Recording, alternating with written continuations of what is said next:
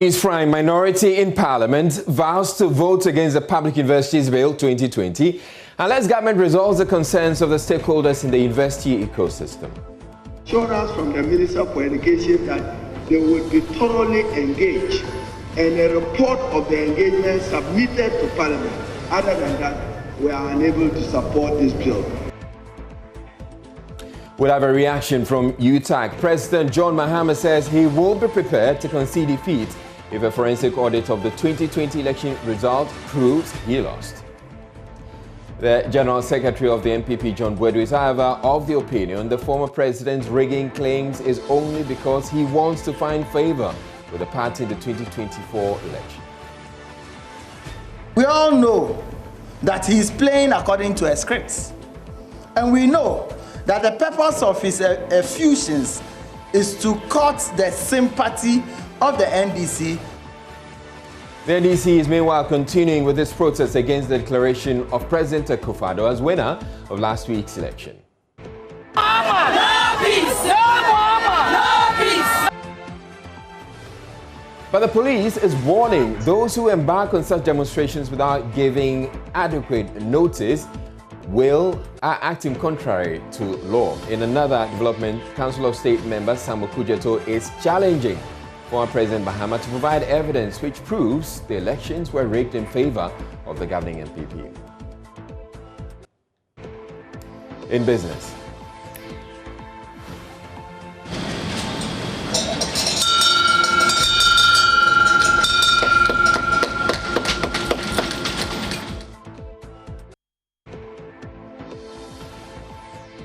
we shall be hearing from the Chief Executive of the Ghana Commodity Exchange, especially when local rice has been listed on the burs. An NPP communications team member in the Jamang South constituency of the Bono region got 40 lashes for using offensive language on the Queen Mother of the Drobo Traditional Council.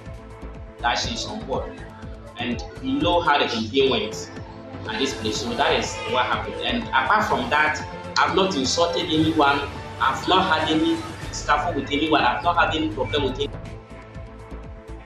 Traditional Council, however, says it knows nothing about it. My name is Israel, and Joynews Prime is coming to you live from our Final First studios at Kokomlimli here in Accra on your digital terrestrial TV, because we're free to air, and also on DSTV channel 421 and GoTV channel 144. This is the home of independent, fearless, credible, and impactful journalism. Stay tuned.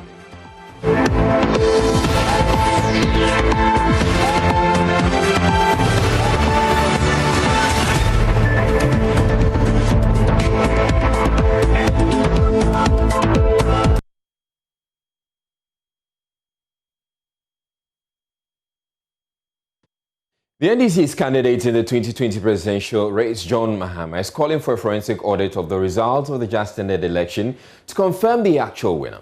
In an interview with US radio network Voice of America, he promised he will concede defeat if the audit proves he lost the election. He says the country will miss an opportunity to right wrongs that occurred in the election if the outcome of the poll is not scrutinized.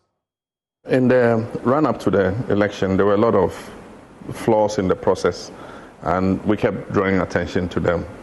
And it's like the Electoral Commission was adamant to our call, but on election day, we saw exactly what happened. This is the most incompetent election we've had. I mean, everything about this election does not reach the standard that Ghana's Electoral Commission, has attained for itself. Ghana's Electoral Commission is held in high esteem as one of the best electoral commissions. Unfortunately, this election, she can't even get the results right. The declaration is all over the place. Mr. President, I saw your press conference where you rejected the result. So with this rejection, what are you going to do to make your case to the people of Ghana? Since you said they voted for you, how are you going to convince them that you won the election? Well, we know we did, and we are currently doing a forensic audit of all the constituencies. First, to establish what happened there, and then secondly, to reconfirm the figures that we have. Because this case might end up in court, I don't know. I cannot mention anything for now.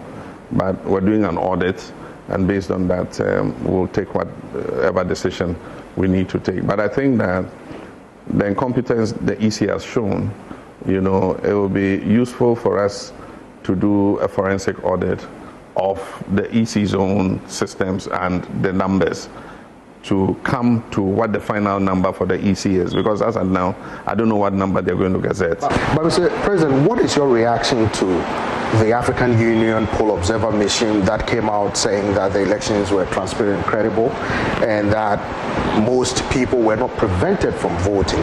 The ECOWAS poll observer mission led by Madam Johnson Sirleaf said the same thing, that it was peaceful and transparent.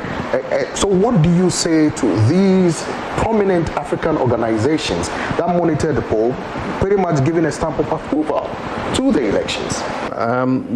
Normally, when you have an observer mission like that, you need to wait and see their final report, because often they give the report up to the point of counting.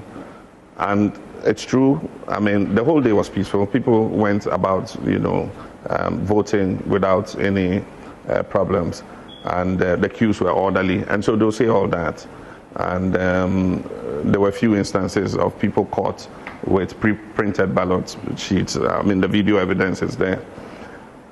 Normally, their final report will capture the collation process, and so this report does not capture the collation process. And a lot went wrong with the collation process. Mr. President, 4 years ago, when you lost the election, you handed over peacefully. I was here in Accra when you held a news conference that you had called then opposition leader Nana Addo Dankwa Akufo-Addo to concede. People are saying you have proven that you are a true Democrat. They said, why are you not doing the same thing now? In the interest of the more than 6 million people who voted for me, I must uphold our democracy and hold our electoral commission to higher standards, and hold this government to a higher standard in terms of our democracy. The way they've conducted this election, the government, President Akufo-Addo, and the electoral commission, is a dent to our democratic credentials as a government. And so in my principles as a Democrat, I can't be seen to be sweeping it under the carpet and just letting it go. I think that we must bring closure to this by seeing exactly, where the issues are. And if an independent audit is done by the EC, we bring somebody in to crunch the numbers, do an independent audit. If I lost, why not? I'll be the first to concede and, walk away. But as long as that is not done, and I know that there was a deliberate attempt to subvert the will of the people in favor of the incumbent, it will be wrong for me in terms of our democratic practices to just leave it, because we will not learn the lessons of this election. I think that we must learn the lessons of this election so that we don't repeat it in a future. Now, the National Democratic Congress has meanwhile continued its protest over the results of the just ended election as declared by the Electoral Commission. The party's flag bearer, John Mahama, insists the results are fraudulent and that Nana Akufo-Addo is not the winner of the presidential race. In interview, also, the supporters organized a protest to demand the retrieval of a missing ballot box. According to a former Western Regional Minister, Paul Evans-Edu, who is leading the protest, the EC could not have declared the results of the constituency without ascertaining the content of that particular ballot box. The NDC contends that should the ballot box be found, the votes counted, the NDC will win the parliamentary election in the Sefuyuoso constituency. Here is Paul Evans-Edu. It's a protest march towards the Electoral Commission. During the voting period, there was a particular ballot box which got missing. Voted or printed ballot papers. Unfortunately, for our party, the box got missing. At the time that you are bringing the box out, somebody's hand, by accident or nobody knows. But the Electoral Commission was aware, the police and the military, everybody was aware. There was no way that you could say will get missing without any. Well, some supporters of the NDC who participated in the protest have been speaking with Joynews. and they know what we want. We're going to do it till. I hope you get it. And they know what we want, and then we're going to seek for that. We are going to seek for it, and then they know what. If they give to us, we're going to get down coolly and then settle matters. They should give us our victory. That's all we should give them for. That's it. We need the missing ballot. The missing ballot is going to be found today. We know it with the EC. An EC official and then the police officer. It can be. On protest, there was heavy state security military deployment at the office of the Electoral Commission in the Ashanti region as supporters of the National Democratic Congress protested the 2020 results. The protesters demanded to meet the regional head of the commission, who had directed them to leave a petition behind. Leader of the protest, Dr. Hannah-Bissiew, insists they will declare the former president winner of the 2020 election if the commission refuses to rescind its earlier declaration for the MPP. Nana Juma followed the all-women protest of the NDC and filed this report. Led by the national women's organizer of the NDC, Hannah-Bissiew, supporters of the opposition party went through the streets of Kumasi to protest the 2020 election results. The procession started from the party office at Amekum.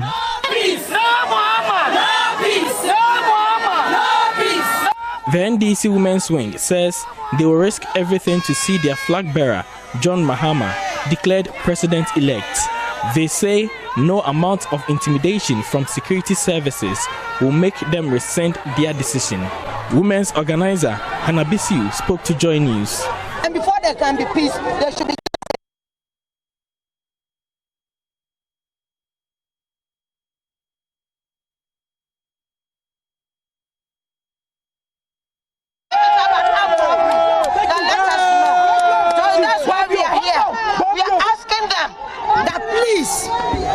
to your tables. Get back with the various political parties and let the voices of the voiceless that we voice out through our tongues on 7 December be heard.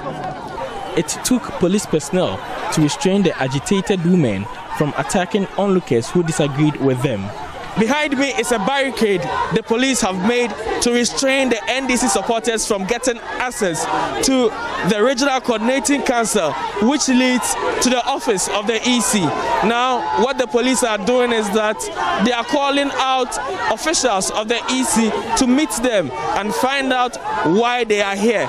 They continue to chant, "No Mahama, no peace." There was heavy police and military deployment to secure the office of the EC. The NDC did not hand over a petition, even though a staff of the commission was present to receive it. We were here to speak to the EC, but we realized that they've gone. Our petitions will get to the right places, because in any case, nobody sends a petition to the chief armed robber when an armed robber robs him.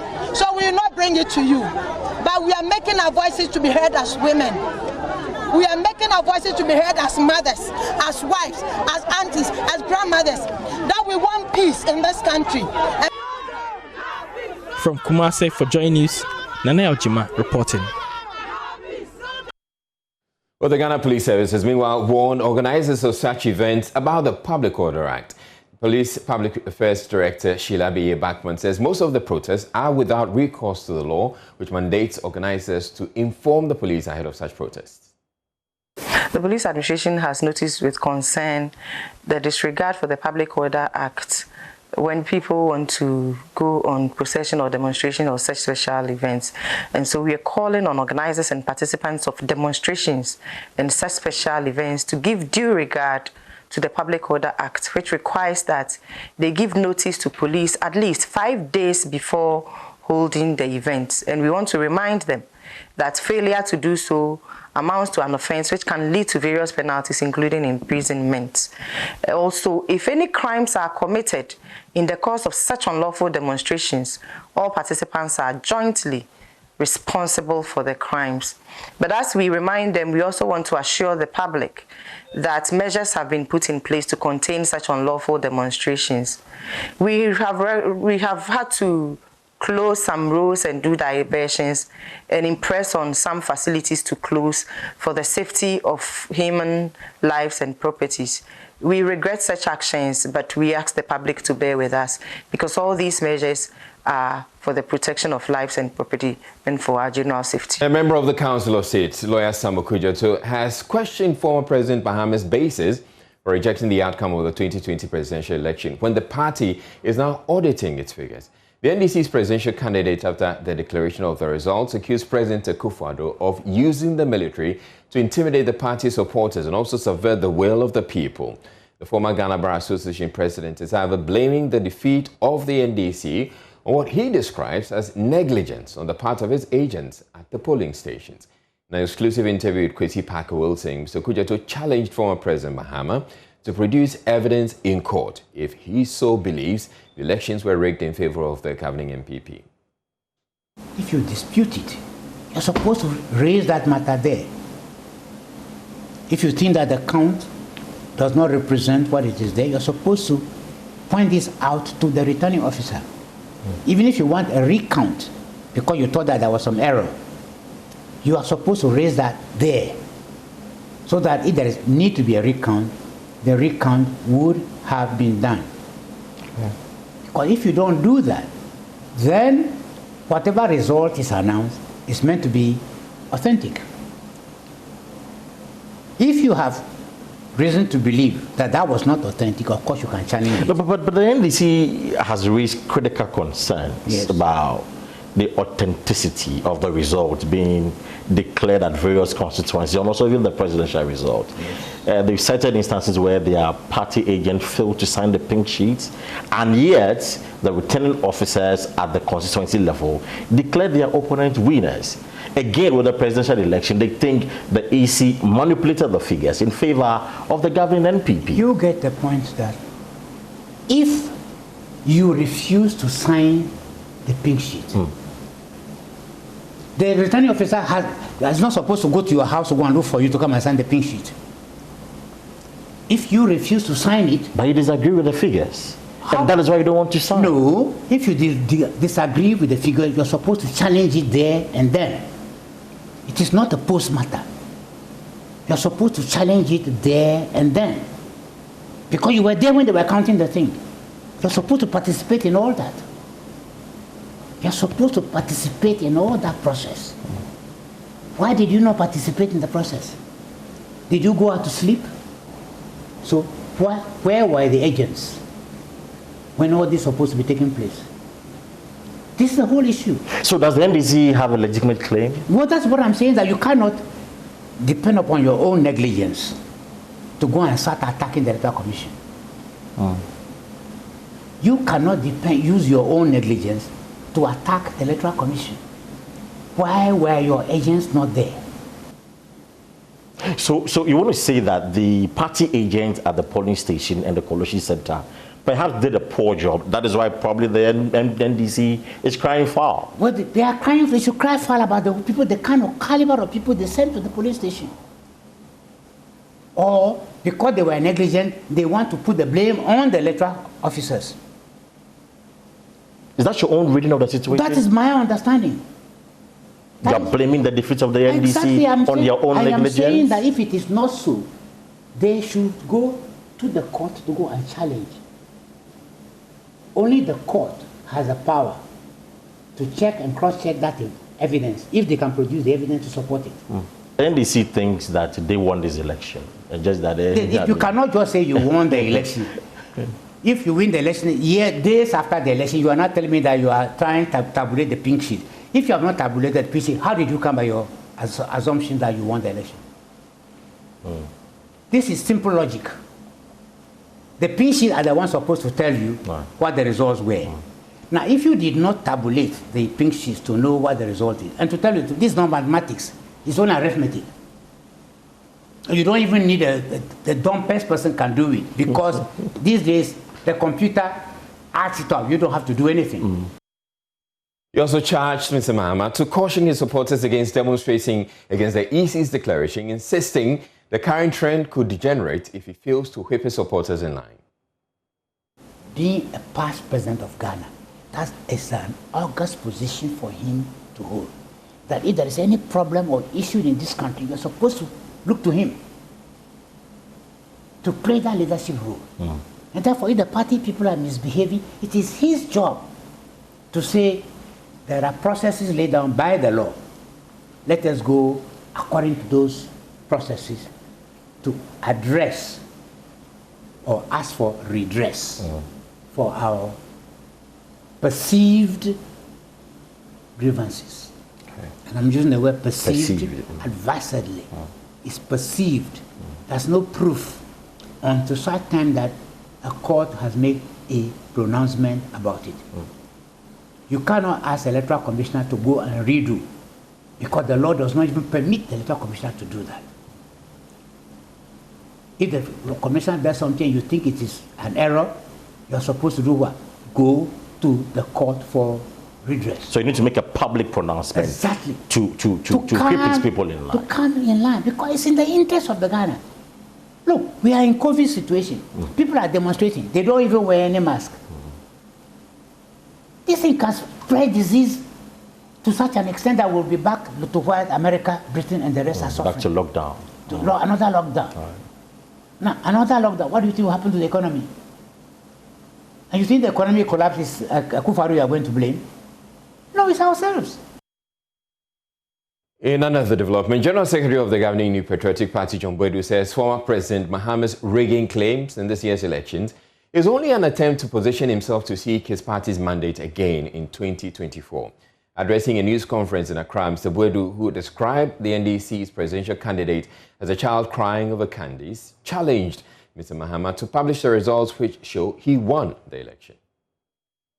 There's absolutely no doubts in anybody's mind that Nana Addo Dankwa Akufo-Addo won the 2020 poll emphatically and without doubt.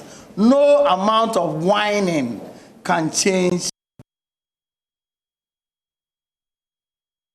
I want to state that John Dramani Mahama had from the onset declared his intention to reject the result of the election. The integrity of the EC since the beginning of the year and signaled his unwillingness to accept the results of the poll. So we all know that he is playing according to a script. We know that the purpose of his effusions is to court the sympathy of the NDC to put him up again as their presidential candidate in 2024. Well, it is entirely up to him. He said in 2016 that it is elementary politics and an old trick for people who know they are losing an election to seek to impugn the integrity of the EC. That's what he said in 2012. That when people are losing elections, then they start to impugn the integrity of the Electoral Commission. I don't know what he's doing now. It's exactly the same thing that he's doing. But what is strange is the unwillingness of candidate Mahama to go to appropriate forum to make his case. For why, in spite of scoring a poor 47.3% of the vote, he should be handed over the presidency. His logic beggars belief. That is his logic. The presidency is not his exclusive right to own. John Boydu, who insists President Akufo-Addo won the 2020 presidential elections, admonished Mr. Mahama to seek redress in the courts. Presidency is obtained by running in a presidential election conducted by Electoral Commission of Ghana and garnering 50% plus one of the valid vote cast. Nothing else justifies a claim to the Jubilee House. Unfortunately for John Dramani Mahama, only a court of competent jurisdiction has the authority to hand him the presidency, in spite of his poor showing in the elections. But he knows that cause don't operate according to the whims of a presidential candidate behaving like a child crying over candies or spilt milk. Court operates according to evidence. We know that John Dramani Mahama has become the butt of many jokes in Ghana today. But this new law that he has sunk sinks his image completely. Whether as a human being or as John Dramani Mahama, his effusions further exposes what is known for his credentials as an incompetent person. Because I can't imagine, as we speak now, he's not able to tell the Ghanaian people the total number of votes he got, that he thinks that the Electoral Commission had cheated him. He's not able to do so. When he was asked just yesterday by VOA, he said, oh, he's doing an audit. Almost 10 days after elections, we in 12 hours knew exactly the number of votes that our presidential candidate had garnered. We knew. We had all the pink sheets. Hello, good evening. It's time for business. I'm Charles IJ. Now, local rice has been officially listed on the Ghana Commodity Exchange. What this means is that it's part of various plans by the Ministry of Agric together with the GCX to raise competitiveness within the local rice value chain. Let's hear from the Chief Operations Officer as he engaged the media on the purpose for this listing. We are privileged to add yet another commodity, straight milled rice. You would agree with me that the local rice industry is very key to the commodity value chains in Ghana, with almost all regions in Ghana cultivating rice. Rice in itself, being a staple food for the country, is therefore very important. It needs to be well developed to ensure that the rice value chain benefits from the structured marketing structures that the Ghana Commodity Exchange offers. Ladies and gentlemen, I see very familiar faces here, but some of you have also not been here before and therefore not had the opportunity to experience the magic that the Ghana Commodity Exchange trading systems provide. Today, I'm pleased to say you'll be part of the history being made. Well, let's stay on this development because I engaged the Chief Executive Officer of the GCX, Tushi Ivowi, on various topics, including what the listing means for the future of Ghana's rice industry. Yes. So we have witnessed the historic listing of milled rice onto the best. What exactly does this mean for the entire value chain? It simply means that people can now come to a centralized platform to sell or to buy rice. They don't have to go around markets looking for it because we bring buyers and sellers together. And once you're integrated within our trading platform, trades can be done as quickly as, a few seconds. So we're making life a little bit easier when it comes to the marketing of rice after post-production. Before that, it also means that we're helping when it comes to storage and warehousing. So today you can find rice in the open market, but sometimes farmers will produce their rice, but they have nowhere to store it. So, they struggle, they'll lose some of it to post-harvest losses. Now, the more warehouses we bring on board, they can store their rice until they're ready to sell, and then hopefully get better markets, more fair and transparent pricing. Yeah. Of course, it's very timely, the initiative that you've taken, because we continue to report cases of a rice glut across the country and issues of post-harvest losses. But how best can this transform the face of rice farming in Ghana? I think the more we're able to produce, given that we're able to store the rice, we can start to actually have access to local rice or Ghana rice that we can consume. After that, if we have excess, we can actually start to export. Today, we say that we need to import rice. On the one hand, it's because we're not producing enough, but at the same time, some of what's being produced is being lost, to post-harvest losses, poor storage conditions. So this is just one of the, let's say, interventions that's coming to help to improve the value chain. We can store rice, not lose it to losses just because of poor storage conditions, sell it within our market, consume it, and continue to increase production so that we can eventually even export some good rice. Well, this is a platform that brings buyers and sellers, and from the standpoint of sellers, they're looking at quality. How is the platform insisting on quality and even helping rice farmers to have their products much more of a, that particular spec that meets the demand of the sellers? Okay, I think there are two things when we talk about quality. There's the literally the basic quality. You want to make sure that this rice is clean, it's devoid of insects, foreign matter. So we ensure that. That's part of our our premise. Everything that is sold through the exchange is guaranteed for quality. It means that it's certified by the Ghana Commodity Exchange. Before that, it's actually certified. Our warehouses are certified by the Ghana Standards Authority and by the Securities and Exchange Commission. They're licensed. So they make sure that we stick to all of these rigorous procedures when it comes to quality. So anyone coming to buy through the exchange, that is our stamp of guarantee. Well, that was Tushi Ivowe, the Chief Executive of the Ghana Commodity Exchange, of which the platform started in November 2018. It is the marketplace where buyers and sellers transact business through structured pricing regimes. Away from that, the Kwame Nkrumah University of Science and Technology has launched a climate-smart cocoa agroforestry research in Ghana project to enhance cocoa sustainability. There is more in this report. Cocoa gives jobs to approximately 1 million smallholder farmers in Ghana and contributes to about 10% of agricultural GDP. The principal investigator, Dr. Victor Respans, revealed the project was birthed by some researchers through their interaction with cocoa farmers. ClimCAC project seeks to assess the climate smartness of existing cocoa varieties and the shade trees that are in the cocoa, and also the way the cocoa is fed. And then we also looking at the farmers' resilience, the practices they have, and to be able to, and then at the same time,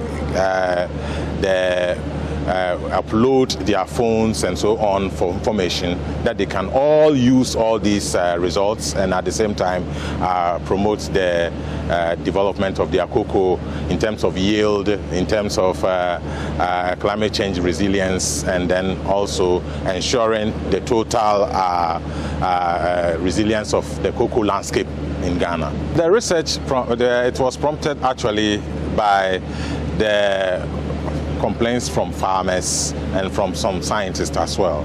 And some researches that some scientists they've done, we have seen that actually if we don't intervene, our cocoa will go away. The project is being implemented by the KNUST, University of Aarhus and University of Copenhagen, both in Denmark, in collaboration with the Cocoa Research Institute of Ghana. And that'll be it for business. Sports is up next.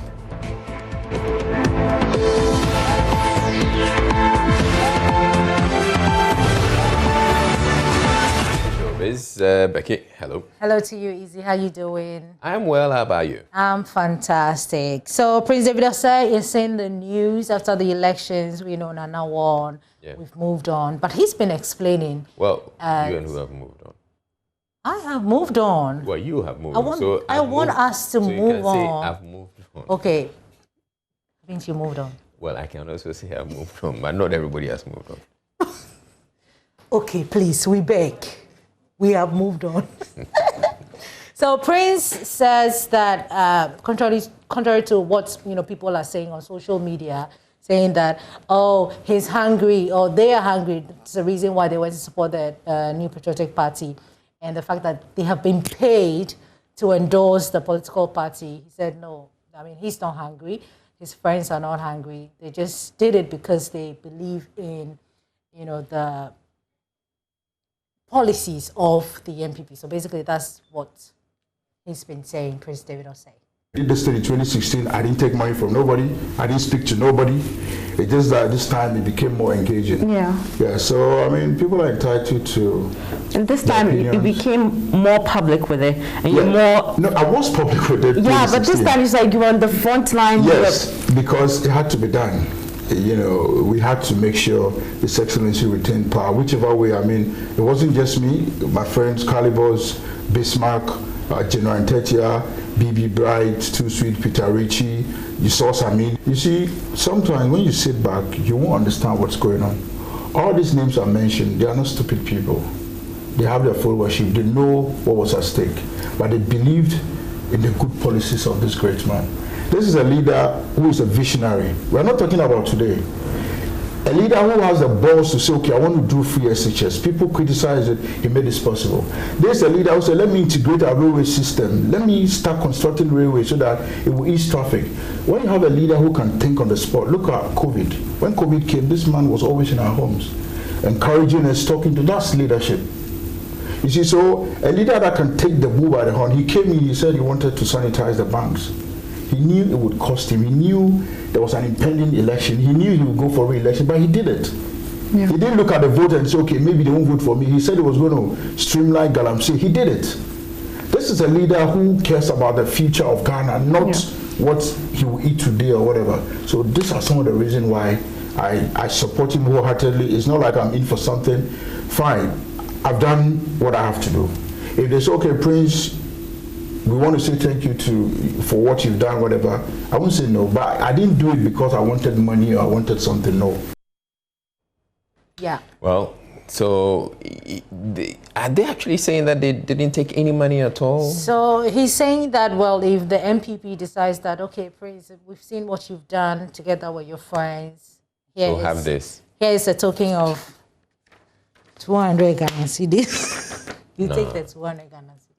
A token to them won't be 200 Ghana cedis. I'm just saying, okay. We don't know how much they will, token them. So we just move on. But okay. Let's congratulate Prince Yorsin.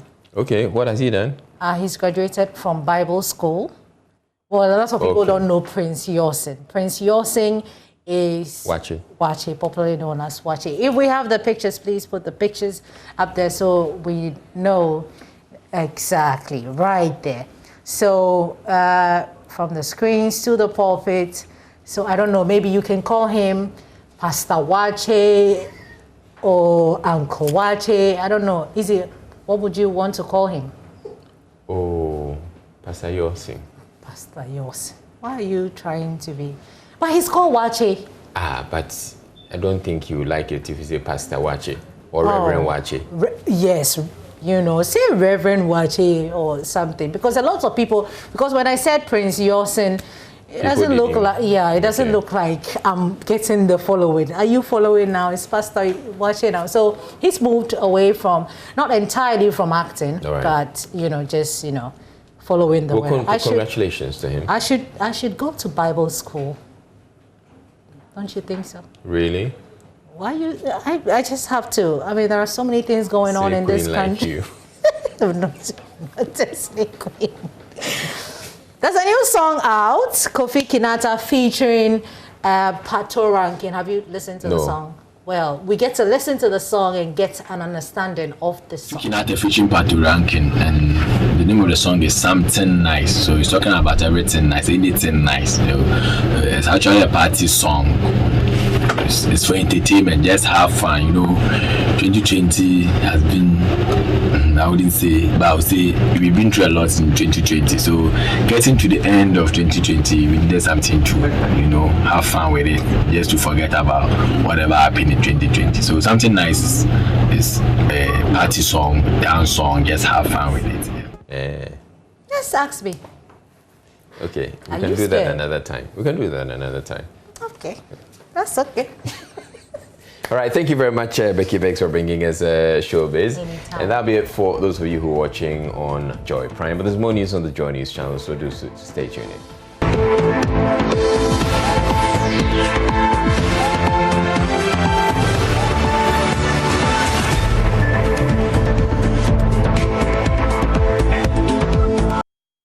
Minority Leader Haruna Idrisu says he and his colleagues will vote against the Public Universities Bill 2020, currently before the House for approval.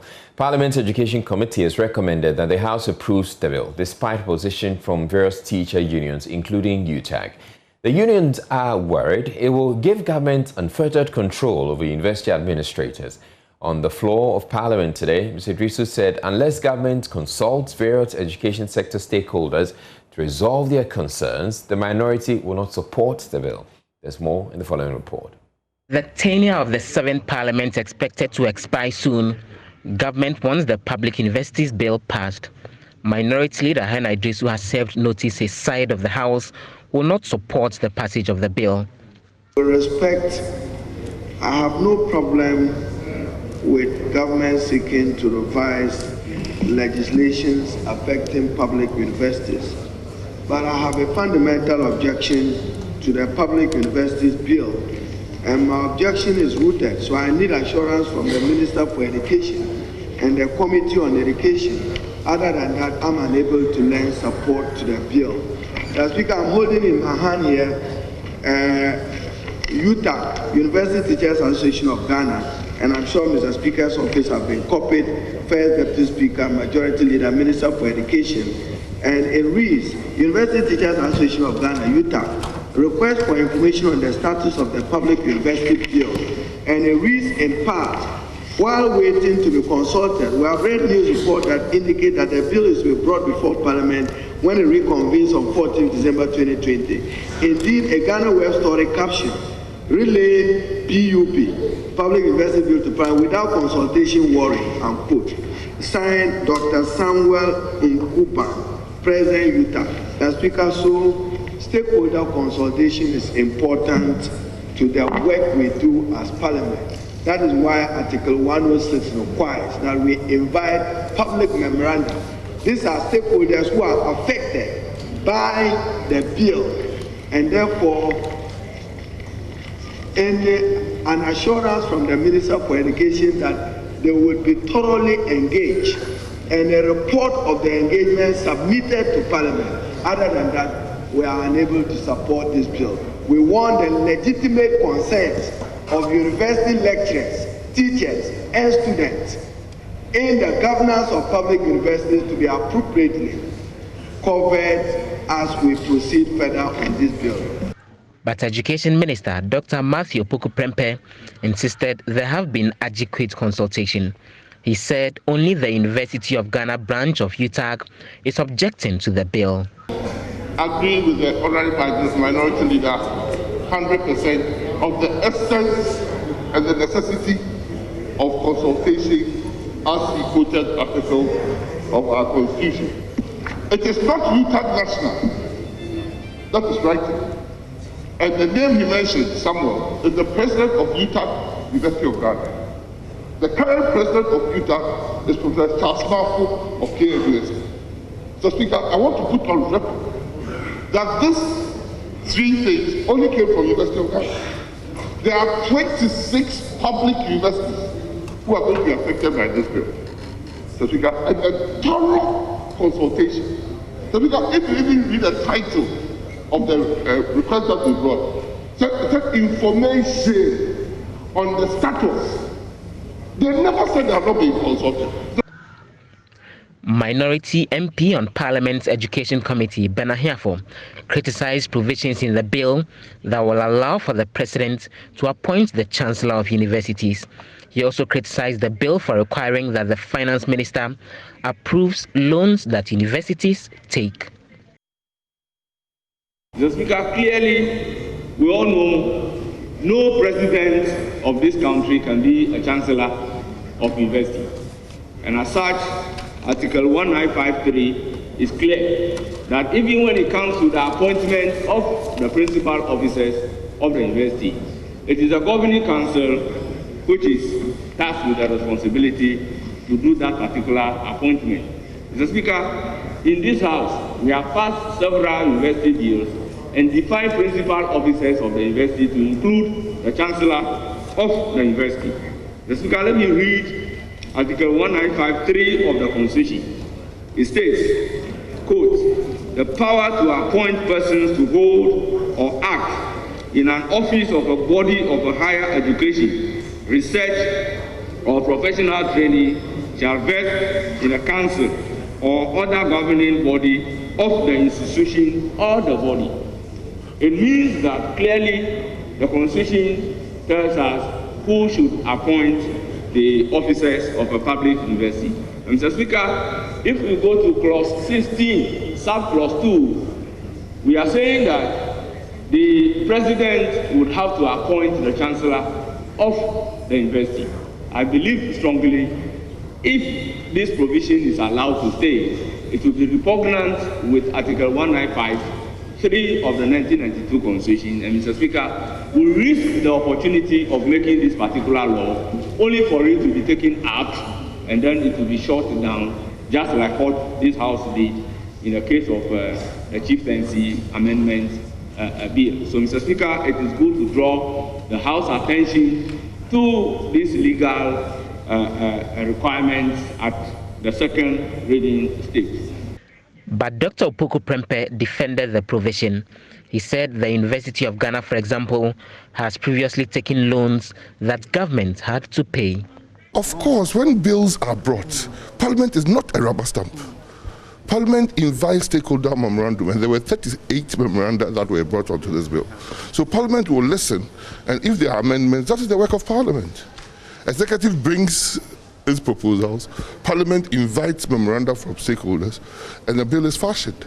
No bill, I don't remember the last time a bill came from executive here that went back the same. I don't remember a single bill.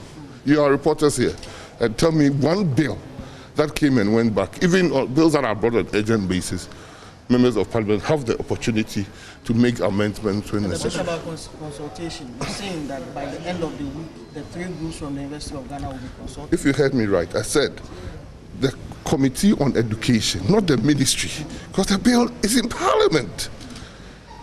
So how can I give you another ticket? I'm saying that the committee would require them because honorable members have requested to see a report of that meeting. One of the concerns that have been raised about it possibly compromising the independence of the universities has to do with how when the universities need to dispose of property, they need to go for loans. Approval first needs to be sought from government. What's the justification for that? To the extent that if it's an autonomous institution running its affairs, why should additional approval come from government before then they take loans, or for the matter they dispose of property? When the university gets into debt, who pays? I think I would answer it short. The University Teachers Association of Ghana, meanwhile, says it is disappointed that the Public Universities Bill is being discussed in Parliament without recourse to the association after it recommended major changes. UTAG had maintained the bill in its current form gives too much power to government and is therefore unconstitutional. President of the association, Professor Charles Ofusumafo, tells Joynews members of the association feel blindsided and will fight it through all legitimate means available. He spoke with my colleague Gifty Anduapia on the Pulse. UTAG had met the Parliamentary Select Committee on Education earlier, and we had, as he said, extensive deliberations, our concerns, and we were assured that the AG will look at the document, and I'm sure the public has seen UTAG memo to the Parliamentary Select Committee on Education. We were assured that when review has been done and the Select Committee had considered our document, then the document will be sent back for us to peruse.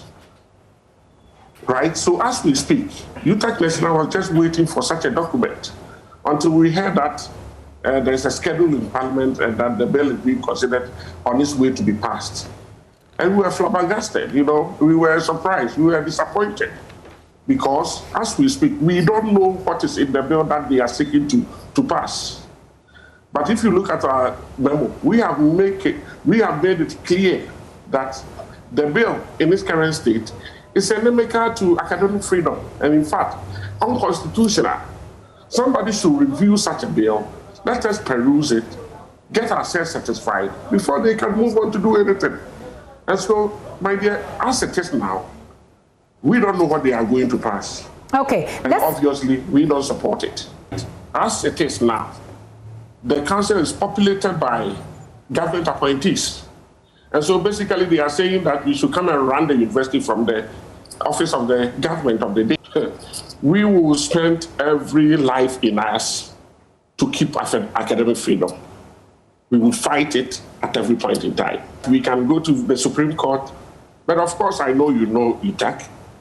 We have always resorted to our last arsenal.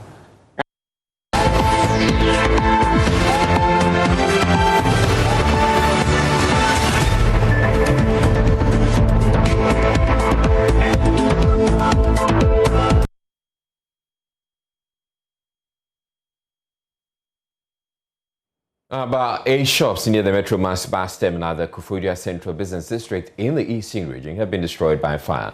Goods worth millions of Ghana cedis were also completely burnt as owners looked on helplessly. The fire, which started on Tuesday morning, destroyed items including jewelry, clothing and toiletries. The cause of the fire is not known, but some neighboring shop owners suspect it was an electrical fault.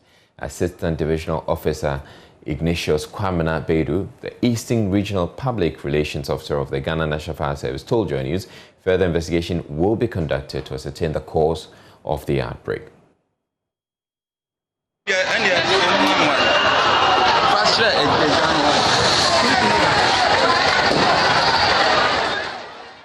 A number of communities in Kumasi have benefited from government's Year of Roads agenda. In some of the beneficiary communities, such as Abuabo, Krofrom, Asokwa, and Forikrom, the roads infrastructure has seen a facelift. Motorists are, however, not enthused with the poor state of the Tek Edum Highway. Emmanuel Osei has more in this report. Section of the Tek and Loga Junction Highway has received attention for rehabilitation. The other half has been left unattended. Portions of the road keep deteriorating, posing a threat to road users. Motorists are compelled to swerve a deep pothole at Anloga Junction to have a smooth ride. Drivers and pedestrians are unhappy with the state of the road.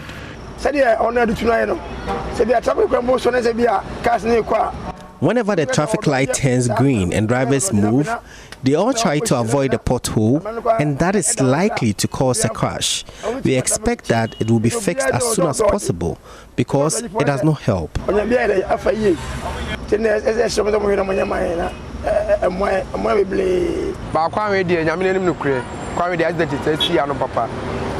were a lot of car crashes on this road. The other lane on the Alonga Junction to Tek is very bad.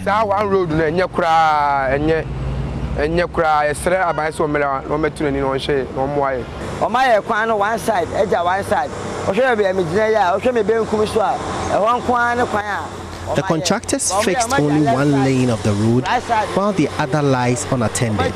Now that the government has won 4 more years, we ask that they continue with the road construction. Sister B, baby, when I'm a hunuma, I mean, baby, I autumn, or talk on my car. So, and she said, when you're 4 years, I can't hear, send another say, or me buena, potus, oh, dear. And yes, I over Baham Kwan, as you see, can there be. Motorists are hoping the road will be fixed to save lives and give meaning to the government's Year of Roads mantra. Emmanuel Osei reporting. The Ministry of Health says it is still committed to providing health care facilities with the necessary amenities to continue the fight against COVID-19. Ghana currently has over 920 active cases of the disease with 327 deaths. Deputy Minister of Health, Dr. Bernardo Koboy, revealed these at the induction of the newly qualified medical and dental practitioners, physician assistants, and certified registered anesthetists in Accra on Tuesday. The last time I checked, we are doing about 920 or so active cases. Our mortality rate remains very low, about 0.6%, and our health workers have not given up the fight. It is important to state here that government is still committed to the fight. We will still continue to resource all health care institutions with adequate PPEs. We will continue to support the testing centers with the relevant, consumables to make sure that we continue to test, to trace and to treat, and to ensure that all Ghanaians are protected in these unusual times. The Edrasache Dumas constituency in the Ashanti region was classified as a key flashpoint in the run-up to the December 7 election. Unlike previous elections, however, the constituency did not live up to the tag as voting took place without any incident. Residents are excited at the new face of politics of tolerance spearheaded by the youth, political parties and opinion leaders in the area. Mahmoud Mohamed Nuruddin visited the town and filed this report. Even before the December 7th election, some skirmishes were recorded in the Ejura-Sechere Dumasi constituency. The Member of Parliament for the area, Bawa Brema Mohammed, was attacked by some unidentified persons, raising concerns about the safety of ordinary people. Traditional leaders joined hands with the youth, political parties and other interest groups to campaign for peace in the electioneering. The youth were mobilized to move from door to door, information centers and community-based radio stations to campaign for peace. This seems to have paid off. Residents are excited of violence-free election. To the best of my knowledge, I can attest to the fact that this is the first time I would say we have witnessed a very violent-free election in our constituency.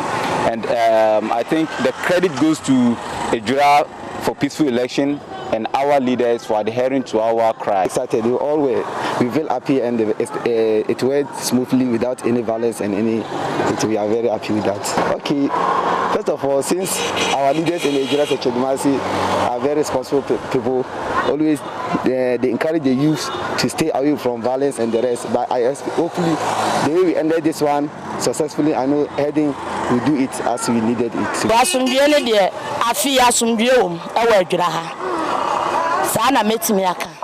This year's election has been calm in Ejura.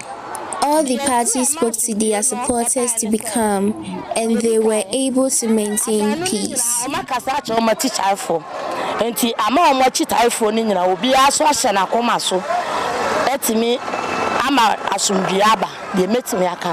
The incumbent Member of Parliament, Bawa Mohammed, retained the seat for the opposition NDC. According to the residents, the professionalisms exhibited by political parties led to the town's first peaceful election in many years. And therefore, going forward, I think the best thing we can do to sustain this peaceful election we had is to have a lot of education. We have to educate our constituents on how to, have a peaceful election even after the declaration of the results. We should all be united and uphold the spirit of love and unity, and there would not be violence. But if there is disunity and misunderstanding, it will lead to violence again. They want the peaceful atmosphere to reign to help in rebuilding the once beautiful and united agricultural town in the Ashanti region. A report by Mohammed Nuruddin. Also, a Member of Parliament elect for the Bandai constituency in the Bono region, Ahmed Ibrahim, has described the 2020 general elections in the constituency as a hard-fought one. He says this year's general election has been the most difficult for him since the entire government machinery assisted his competitor with resources to win. Ahmed Ibrahim was speaking with Joynews' Nesta Ajuma at Bandai in the Bono region after he was declared MP-elect for the constituency. Ahmed Ibrahim says several forces fought against him for the Bandai seat this year. I was the only constituency in the region being held by the opposition, and I hold a strategic position in Parliament. So all forces came against me. You can imagine a government who left even his strongholds and was constructing your road. So, I will use this road to unseat the incumbent MP. So even the government left the major roads in his own strongholds and has lost those areas and was constructing the orphan one so that he will win this one to go and be added. That was the government strategy. And I'm coming from opposition. Don't forget, they said if they won Bandai and lost even 5 seats in the Bono region, they like it. And that was their formula. And Buidan is also here. That was also greatly used against me. Stars were campaigning, programs were being organized against me, monies were being given to my opponents to campaign against me. And being from opposition, I could not even give 50 Ghana, 20 Ghana, or 100 Ghana. So if you look at the votes in Bandai, the strategy of my opponents and the government was that they will use resources to take it from me. They brought about 100 motorbikes. I couldn't afford to buy even one. They brought about 200 sewing machines. I could buy only about 70 or so. Every household was given 1 cloth 2 million, 1 cloth 2 million, 1 cloth 2 million. People took the money and went and voted against them. According to Ahmed Ibrahim, even though his contender committed more resources to the election, the people rejected him. There were a lot of skirt and blouses. People didn't like my opponent, but he was being imposed with resources on them. That is why if you look at even the presidential, we lost the presidential by slim margin. Yet still, by the grace of God, I was able to win the parliamentary. That's why I wouldn't want to be ungrateful. This was the only major road in the constituency, and the contractor was working in the communities and let even the other portions or sections of the road. Oh, let me go to the community and be working, to be seen to be working. Oh, we'll use this one. So everyone who can also look at the road. The president as a sitting president has been here twice. The vice president as a vice president has been here twice. The second lady, Samira Baumia, has been here twice. Osafumafo, the senior minister, has been here. So it's like all their major forces, John Boyd, all their forces were here. But I'm only a little fish. I have to manage to come with General Mosquito and Abambagwe. They've helped to make sure that I have won. But the good news is that the integrity and the credibility inculcated in the normal or ordinary Bana citizen. Should this be the last time the Banda constituency is represented by Ahmed Ibrahim in parliament? I don't enjoy power, and I'm not the power drunk type of politician. So I will go and consult with my people. What is your take? If you think enough for me, then I exit. If you think I should still represent your interests, then I continue. Nestor Kafui Ajuma's report for Joynews. Now, the Drobo Traditional Council has denied ordering the public flogging of an MPP communications team member for using offensive language against the Queen Mother of the area. Israel Kofi Bafo-Asare, who speaks for the governing party in the Jamang South constituency of the Bono region, was giving 40 lashes for allegedly describing the Queen Mother with some choice words. This was when he addressed a news conference detailing what led to the party's defeat in the constituency's parliamentary election. Bafo-Asare has denied wrongdoing. I had a call from the house that some guys were looking for me. So because I was not ready to go to the house at that particular time, I gave them the direction to where I was at that time. So the guys came, they were 3. And upon arrival, one of them asked that am I the one who do some things on Facebook some time ago, and about 3 or 4 days ago, I'm the one who went to write some stupid things on Facebook. So they are looking for me at the palace. So as a matter of fact, I wanted to ask the person a question. Then the second person also came in and said that as for the Queen Mother, if you don't know and you say anything against it, you kill me in this town. So I was like, what is happening? So the guy who said needed that the palace repeated the same statement. So as to whether I will go or I will not go, whether I was going to talk or not, I just saw the two of them started beating me. And as a matter of fact, they beat me from that place up to where the palace is, through town. I was working with them in town, and they were beating me just like that from where I was up to where the palace was. So when we got to the palace, there were 4 people at the palace. 3 of them were young guys, and then one was an elderly man. So the 3 who were young guys joined the 2 who were beating me already by bringing some sticks. There were some trees at the palace, so they plucked some of the sticks, so the branches of the tree, and then they started beating me up with the sticks. In fact, it was a very horrible scene because it was 5 people on 1 person beating me left, right, center. So all I could do was to protect my eyes from getting hit. So I covered my eyes with my hands, and then I let the whole body to them, and then they were beating me left, right, center.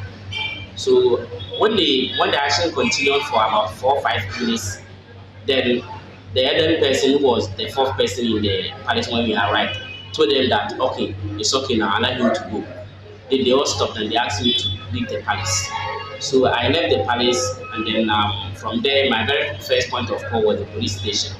And then I was given a medical form. I went to the hospital and they treated me and they discharged me. Then I went to the house with the medicine that were given to me. So it is not true that it was in a form of settling disputes or probably like in the court of law or whatever, for them to say that I was guilty of any sin or I was guilty of any offense. And for that matter, the punishment for that is 40 lashes. Nothing of that sort happened. Nobody asked me about anything as to what I've done. Nobody asked anything. Apart from they saying that I'm the one who went and wrote something on Facebook, and for that matter, I've insulted the Queen Mother, so they leave me at the palace. That is the only thing they said. Apart from that, nobody asked me whether it was true, whether it was not true, nothing. So they took me to the palace, they beat me, and they asked me to come back. The Drobo Traditional Council says it had nothing to do with the flogging. At a news conference Tuesday at the Omanhene's palace, spokesperson for the council said the assault was carried out by enemies of the palace. The attention of the Drobo Traditional Council has been drawn to some media reports in respect of the alleged assault of one Bafwa Sarikofi Israel, who is an MPP communicator in German South constituency. The said reportage alleged that the victim suffered his ordeal at the Omanhene's palace at Drobo.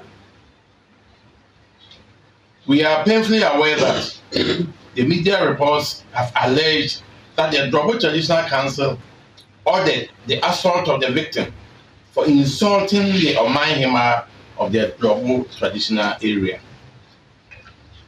The Drobo Traditional Council wishes to emphatically deny knowledge of and involvement of the alleged assault of the MPP communicator.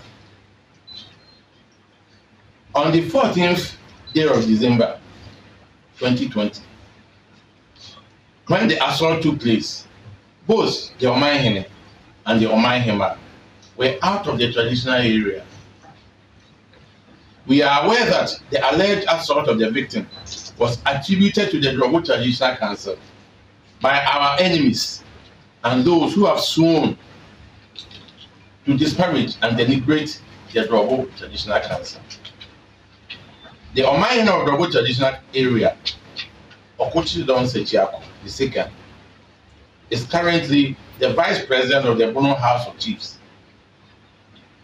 Following the 2020 polls on 7th of December, the Omanhene has been in Sunyani and has never returned to Drobo. We're taking another break. We're bringing you more business news. Do stay tuned in.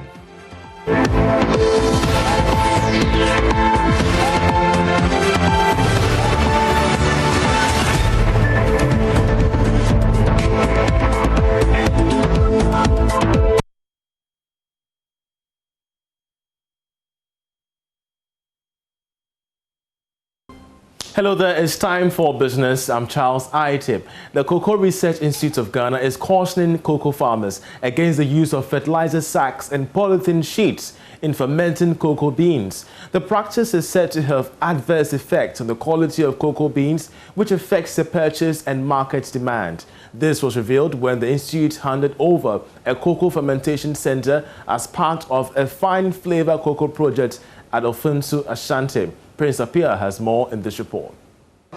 Near the Bordia Hine, and I except from now, ya bonnie de Guso. Tiano 7 days and now 6 days now, ya 2 diaba. Owuswamwaku, a cocoa farmer in the Ofunsu area, has been used to unorthodox ways of drying his cocoa beans. But what mamma who says, what tenena, a many to me, a fermented kama, and my flavor now open so what mina. Officials say these materials, together with placenta, the use of polythene sheets, result in either under or over fermentation. poor drying of the beans results in the development of acidic beans, which affects off flavors in the beans.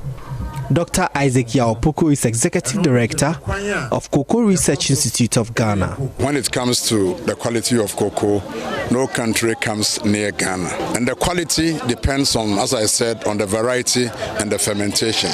Here, what we have realized that some farmers are using mosquito nets, which is contaminated with chemicals. Some are using plastic bags, which is also unacceptable. And some are also using other unapproved materials to ferment their cocoa. Some are even using fertilizer bags, which are also contaminated with chemicals. So what cocoa research has prescribed is the use of banana or plantain, leaves. That is what we use in fermenting our cocoa. Anything other than that would compromise the quality of our cocoa. So if you have it in this first chamber, after 48 hours, you come and you realize that the top down to 4 inches is well fermented, but below is poorly fermented. So now you transfer it into this one. And in the process, the top fermented beans go to the bottom here, and bottom unfermented beans comes up. So the whole idea is to make the fermentation process easy, and at the end of it all, get all the beans properly fermented. This is an improved way of effectively drying and fermenting the cocoa beans, as he explains, introduced to the farmers. The institute has handed over a cocoa fermentation center as part of its fine flavor cocoa project in Ofinso district. It is the first ever farmer-owned fermentation center to help address the problem of under-fermentation of the cocoa beans. Stephen Yaopoko is the project lead. So the essence of having this fermentation center is to help them enhance the quality of the fermentation that you do. In the field, there are several problems: pilfering, rains, and because of those factors, they don't wait for the fermentation to get to completion. So they truncate the process, and it affects the development of the flavors.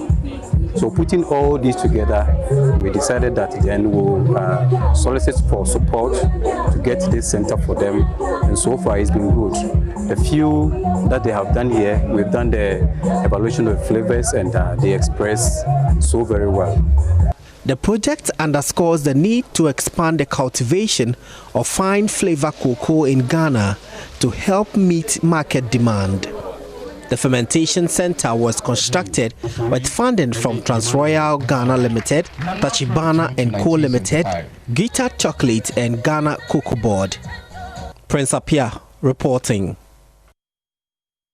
Now, Goldfields Ghana Limited, as part of measurements to help prevent and reduce worksite accidents and injuries, has procured an advanced collision avoidance system. Now, this new system, according to management, is robust and could result in greater cost savings as compared to the previous systems that have implemented in time past. The mining giant in the western region has, for the past years, made huge investments to improve its work safety systems. Nathalia Kwanzaa has more in this report.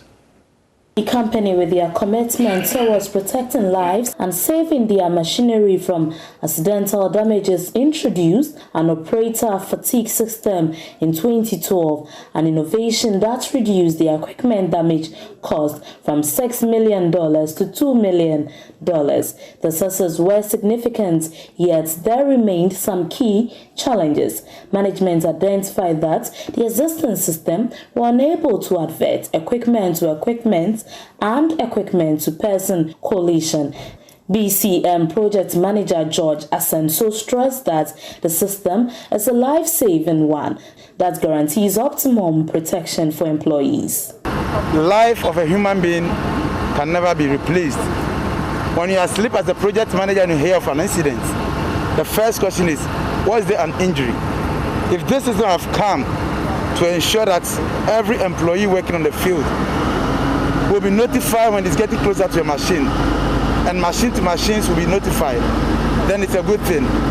I am going to ensure that together with my team, we get this system maintained and get a value out of it. I am sure that down the line, issue of equipment collision, either equipment to equipment or human being to equipment, is going to be an issue of the past, and we are grateful. I want to take this opportunity to thank Goldfields for extending their goodwill to us by giving us this system.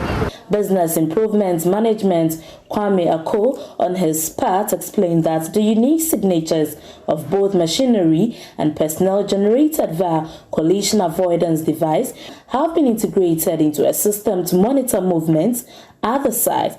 In 2012-2013, we installed a fatigue management system, and then the intent was to reduce operator fatigue, and then when they were fatigued, the system will alert us as to when an operator is fatigued. And it worked pretty well for us. We were able to reduce our equipment damage cost from around 6 million to 2 million. But I realized there was still a gap in the system, in that the fatigue management system was not able to reduce equipment to equipment interaction and then equipment to personnel interaction. And then this gap resulted in a fatality where a truck ran over a spotter in 2015. So with that incident, then we realized we needed a more robust system to reduce equipment damage costs and also protect our personnel. So what this does is it adds another layer of safety to our existing safety management system, and then it gives us protection to our personnel on site. Over a period of 5 years, we'll be spending the order of $8.3 million, but this year alone, we're spending $1.6 million on this collision avoidance system. Outside of 25 meters away, it flashes the amber, and when you get to 18, when you're 25 meters away, it's green. When you get to 18 meters, it flashes the amber. Then when you are 10 meters to it, then it's red. That's when it vibrates to let you know that you are in the danger zone of the truck. For Joynews in Athalia Kwanza, Western Region. Away from the extractive sector, government has re-emphasized its commitment to absorb the shortfall in the lump sum payment by some Social Security and National Insurance Trusts to public sector workers who will retire this year. That's according to the Deputy Employment and Labour Relations Minister, Bright Rekubrobe. Of course, the first batch of Ghanaian workers under the new Pension Act are retiring this year at the age of 60. They're expected to receive the lump sum payment from their corporate trustees and monthly payment from SNIT. But speaking at the 10th anniversary celebrations of the National Pension Regulatory Authority, Mr. Rekubrobe said the government is committed to ensuring that each Ghanaian worker is satisfied. This year, Ghana's pension reforms is 10 years. A major reform initiated by our government, led at the time by His Excellency John Ejekum Kufuor. It is a reform that also gave birth to the MPRE, which among other things is to regulate pensions through effective policy direction to secure income for the retired in the country. This year also marks the beginning of payment of benefits to retirees under Act 766.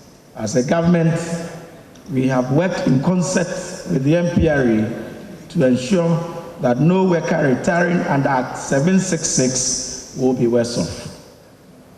As a government, we also acknowledge some of the teething challenges in the payments and wish to note that we are working closely with the MPR and other stakeholders to address those challenges.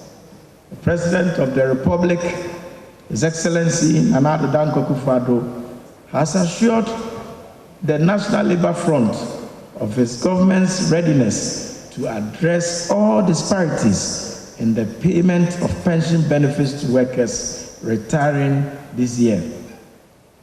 Mr. Chairman, I wish to reiterate that government will absorb the shortfall in the lump sum payment by the Social Security and National Insurance Trust SNIT to public sector workers who retire this year. That's how we end business. My name is Charles Aitim. Gary L. Smith is up next with sport.